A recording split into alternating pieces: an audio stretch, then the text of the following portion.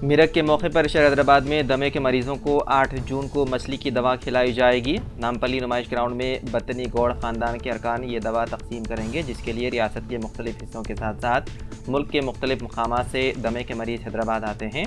हुक्काम ने सिलसिले में तमाम इंतज़ामात मुकम्मल कर लिए हैं। कतारें, बैरिकेड्स और CCTV कैमरे भी नस्ब किए गए हैं। गुज़िश्ता 173 बरसों से बतनी गौड़ ख़ानदान की जानिब से दमे के मरीज़ों को मछली में दवा मिरक के मौके पर खिलाई जा रही है। तेलंगाना हुकूमत के तमाम महकमेजात तालमेल के ज़रिए इस प्रोग्राम को कामयाब बनाने के इक़दाम कर रहे हैं। इस दवा के लिए आने वाले मरीज़ों को किसी भी किस्म की तकालीफ का सामना ना करना पड़े, इसके लिए मुनासिब इंतज़ामात किए जा रहे हैं और तमाम एहतियाती इक़दाम किए जा रहे हैं।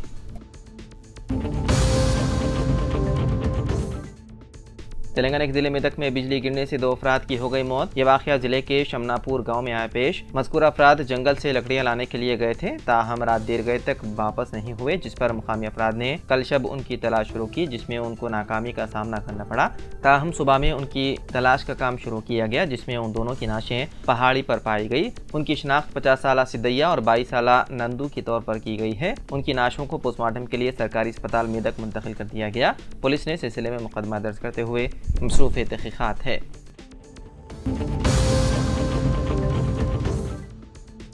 तेलंगाना हुकूमत ने हर साल 9 दिसंबर को तेलंगाना तल्ली उत्सव मनाने का फैसला किया। वज़ीर आला रेवंत रेड्डी ने बताया कि 9 दिसंबर को सेक्रेटेरिएट के हाथे में तेलंगाना तल्ली के मुजस्समे की क़ाब कुशाई के लिए सोनिया गांधी को मदऊ किया जाएगा। 9 दिसंबर को सोनिया गांधी की सालगिरह भी है।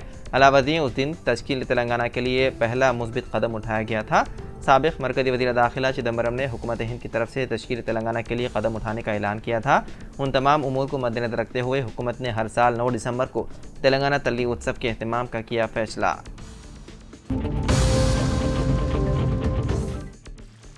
बॉम्बे हाई कोर्ट ने एक अबूरी हुक्म में अनु कपूर की फिल्म हमारे 12 की नुमाइश को 4 जून तक मुलतवी किए जाने का हुक्म जारी किया, जो सिनेमा के पर्दे पर 7 जून को रिलीज होने वाली थी। जस्टिस नितिन बोरकर और कमल काथा की तातुलाती बेंच ने एक समाजी कारकुन अजहर तंबोली की जानिब से एक अर्जी की समाअत के दौरान एक हुक्म जारी किया, जिसमें फिल्म के कुछ मकालमों पर एतराज़ किया गया था, जो उसके ट्रेलर में सोशल मीडिया पर नशर किए गए थे। दरख्वास्त गुज़ार ने अदालत को बताया कि फिल्म सालों की जानिब से यूट्यूब पर नशर किए जाने वाले 2 ट्रेलर्स काबिल एतराज़ हैं और इससे उनके जज्बात को ठेस पहुंची है।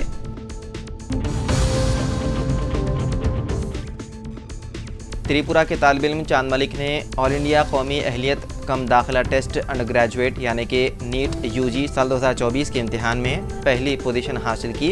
ये पहला मौका है जब शुमाल मशरिक़ी रियासत के किसी तालिब इल्म ने मेडिकल के दाखिले के इम्तिहान में टॉप किया है। रामनगर के रहने वाले मलिक ने 720 में से 720 का बेहतरीन स्कोर हासिल किया। नीट UG साल 2024 के नताइज का ऐलान नेशनल टेस्टिंग एजेंसी ने किया था। नीट उन तलबा के लिए एक इम्तिहान है जो हिंदुस्तान भर के मेडिकल और डेंटल कॉलेजों में अंडर ग्रेजुएट कोर्सेज में दाखिला लेना चाहते हैं।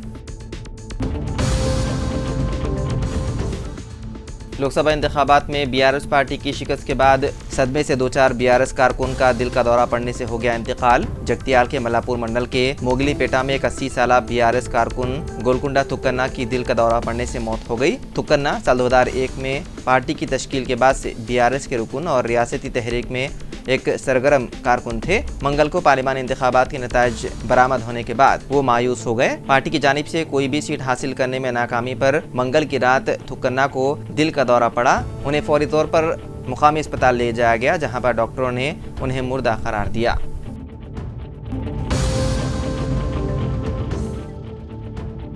आंध्र प्रदेश के वज़ीर आला के तौर पर तेलुगु देशम पार्टी के सरबराह एन चंद्रबाबू नायडू की हलफ बर्दारी की तारीख तब्दील कर दी गई है। अब वो 12 जून को वज़ीर आला के ओहदे का हलफ लेंगे। ये प्रोग्राम 9 जून को होना था। नायडू की हलफ बर्दारी की तारीख में तब्दीली की वजह 8 जून को वज़ीर आज़म मोदी की हलफ बर्दारी के प्रोग्राम को बताया जा रहा है, जो मुसलसल तीसरी बार हिंदुस्तान के वज़ीर आज़म के तौर पर हलफ लेंगे।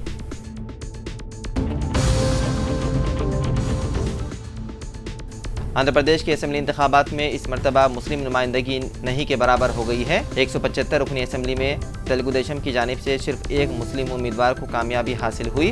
गुंटूर ईस्ट असेंबली हल्के से तेलुगु देशम के उम्मीदवार मोहम्मद नसीर अहमद ने YSR कांग्रेस के उम्मीदवार को 39,000 से ज़्यादा वोटों की अक्सरियत से कामयाबी हासिल की। मोहम्मद नसीर अहमद पहली मरतबा असम्बली के लिए मुंतखब हुए। बताया जाता है कि गुज़िश्ता असम्बली में वायएसआर कांग्रेस की जानिब से 7 मुस्लिम उम्मीदवारों को कामयाबी मिली थी। इस मरतबा इस पार्टी से एक भी मुस्लिम मुंतखब नहीं हो सका। इसी तरह तेलुगुदेशम की इत्तेहादी जमात जनसेना पार्टी ने 21 हलकों में मुकाबला किया था। उसमें तमाम उम्मीदवारों को कामयाबी हासिल हुई, लेकिन एक भी मुस्लिम को टिकट नहीं दिया।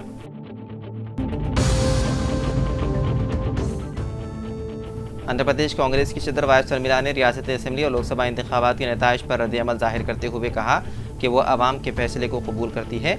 अपने बयान में शर्मिला ने टीडीपी सरबराह चंद्रबाबू नायडू और जनसेना पार्टी के चीफ पवन कल्याण से जो रियासत में नई हुकूमत तश्कील देने वाली हैं नेक ख्वाहिशात का इजहार किया और कहा कि उन्हें उम्मीद है कि नई हुकूमत आवाम के तवक्कुआत पर पूरा उतरेगी और रियासत की तरक्की के लिए भरपूर तवज्जो मरकूज करेगी। उन्होंने कहा कि आंध्र प्रदेश को खुसूसी मौका मिलना चाहिए। पोलावरम के बशमूल तमाम ज़ेर-ए-इल्तिवा प्रोजेक्टों के काम मुकम्मल होने चाहिए।